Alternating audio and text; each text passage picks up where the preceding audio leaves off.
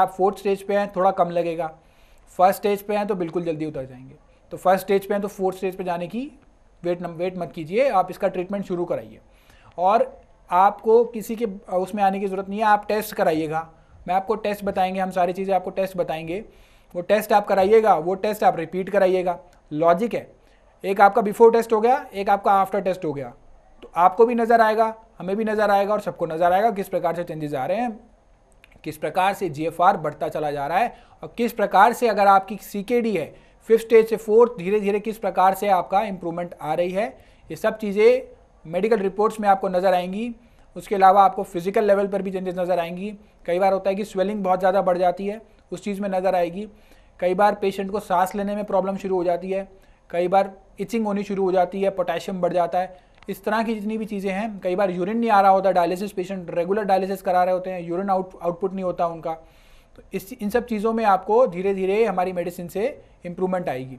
जब आपका GFR बढ़ेगा, ग्लोमेरुलर फिल्ट्रेशन रेट बढ़ेगा, किडनी के कार्य करने की क्षमता बढ़ेगी, तो डेफिनेटली सारी चीज़ों में आपको इम्प्रूवमेंट नज़र आती जाएगी, किस किस प्रकार से चेंजेस आ रहे हैं, ना केवल रिपोर्ट्स में बल्कि आपको फिजिकल लेवल पर भी इम्प्रूवमेंट्स नज़र आएंगी।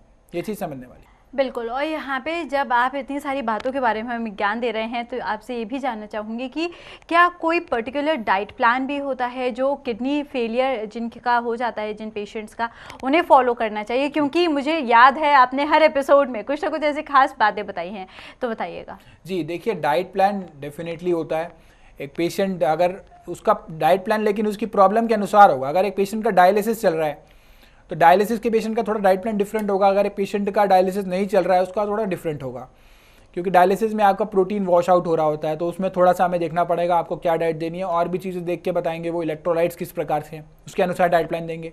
अब अगर किसी का डायलिसिस नहीं चल रहा है तो उसको बिना देर करने की ज़रूरत नहीं है, दवाइयों से ही उसका बहुत इंप्रूवमेंट आ जाएगी। और आप टाइम समय रहते ही इसको इलाज शुरू करा दीजिए।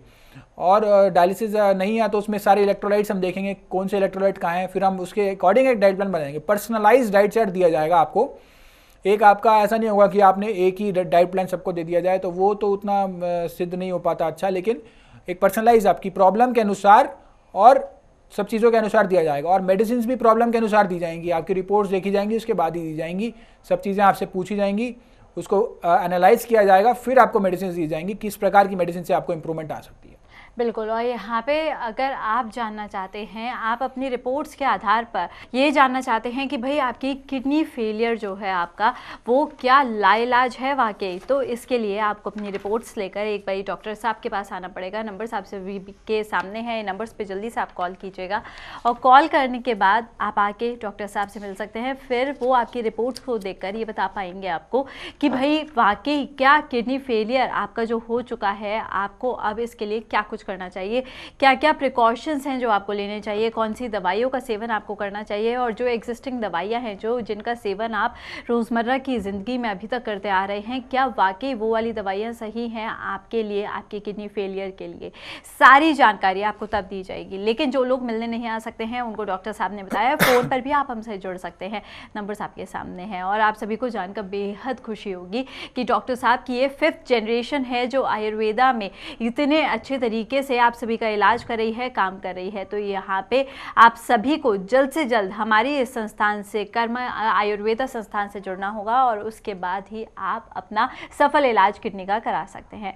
बात कर रहे हैं जब हम किडनी फेलियर के बारे में, तो ये बताइएगा जब लोगों की डायलिसिस स्टार्ट हो जाती है तो किस स्टेज पर आकर हम ये बोल सकते हैं कि डायलिसिस बंद हो जाएगी? हाँ जी, देखिए डायलिसिस तो सबसे पहले तो कोई ट्रीटमेंट नहीं है। जैसे मैंने पहले ही बताया, डायलिसिस सिर्फ एक मशीन है जो आपकी किडनी की जगह पे वर्क कर रही है। वो उसका वर्क करने का प्रोसेस भी होता है, जैसे आपकी एक आरओ होता है ना घर में, रिवर्स ऑस्मोसिस होता है, उस तरीके से डायलिसिस की मशीन काम करती है।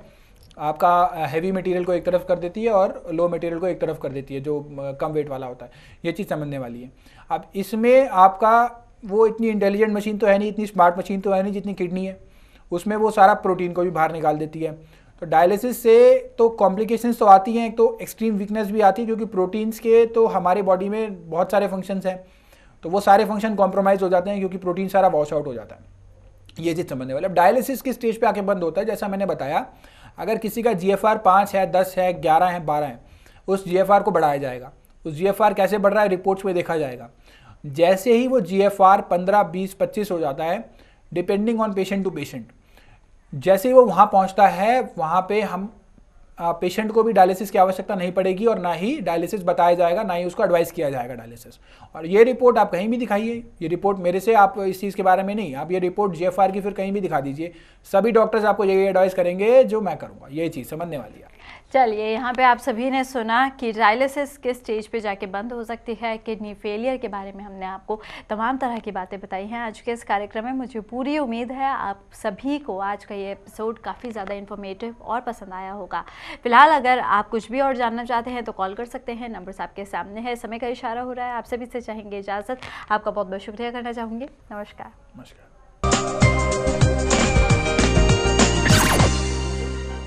क्या नाम है आपका? प्रतिमा गुप्ता। जब आप आए थे क्या प्रॉब्लम हो रही थी आपको? बहुत प्रॉब्लम था सर, वोमिटिंग होता था, खाना बिल्कुल नहीं खाती थी, फीवर रहता था, वीकनेस बहुत था, चलने फिरने में मतलब घबराहट होता था, बेचैनी होता था शरीर में। अभी कैसे हैं? अभी बहुत ठीक है। अब हो रही है इसमें सूजन, स्वेलिंग वगैरह है आपको? नहीं, स्वेलिंग नहीं था, उस समय भी नहीं था, अभी भी नहीं है। उल्टी वगैरह अब आ रही है? नहीं, अभी नहीं है, उस समय था बहुत, मतलब एक कोट मुंह में डाले उससे पहले तो वोमिटिंग ही होता था, कुछ नहीं खा पाती थी। और रिपोर्ट पहले क्रेटिनिन कितना था आपका? 7.9, अभी कितना है? इस बार 5.2। ठीक है। अगर आप किडनी संबंधी किसी भी प्रकार की समस्या से परेशान हैं और नहीं मिल रहा कोई रास्ता, नहीं हो रहा सफल इलाज, तो तुरंत अपनी समस्याओं को दूर करने के लिए एवं सफल इलाज के लिए डॉक्टर पुनीत धवन जी से संपर्क करें। 09871712050, 01142644274। आप अपनी समस्या हमें ईमेल के जरिए भी भेज सकते हैं। हमारा ईमेल आईडी है doctor@karmaayurveda.com। हमारी वेबसाइट है www.karmaayurveda.com। हमारा पता है G20 NDM 1, plot number B234, opposite NIMS, Netaji Subhash place, Pitampura, new Delhi 30।